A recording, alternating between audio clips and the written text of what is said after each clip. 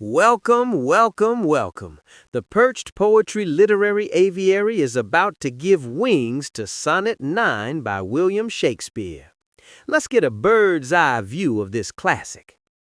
In this particular stretch of verse, the bard is making a rather provocative and frankly heavy-handed moral argument that solitude is a form of civic theft. He claims that by refusing to reproduce, the young man isn't being cautious or kind, but is actually committing a slow, murderous act of self-consumption that robs the entire collective of his beauty.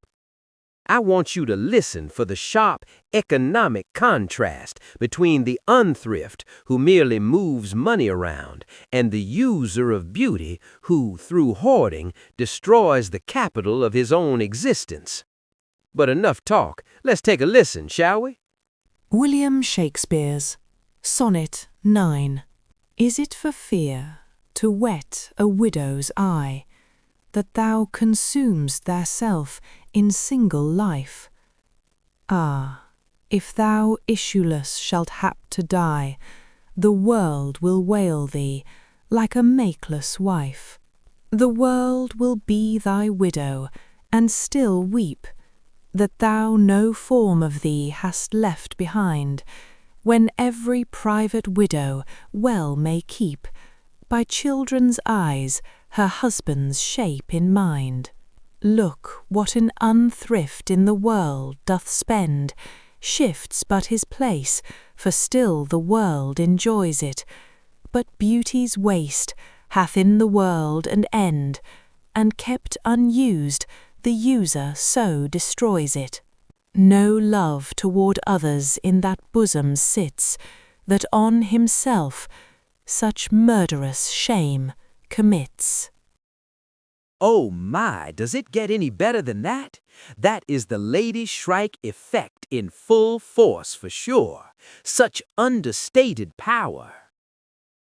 Now, the turn happens when Shakespeare scales the grief from the private widow who has a child to mirror her lost husband to the world itself, which is left as a makeless wife with nothing to hold on to.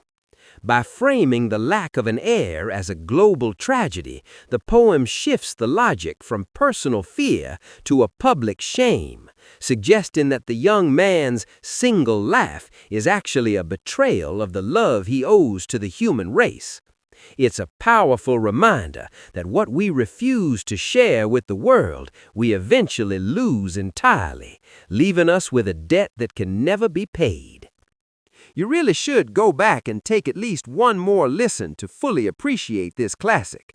But either way, I sure have enjoyed unraveling these threads with you today. Thank y'all very much for joining us, and always remember, these words took wing because of an educator's little friends. Join the flock by helping us feed the birds, finding our books on Amazon, or using one of our classroom apps.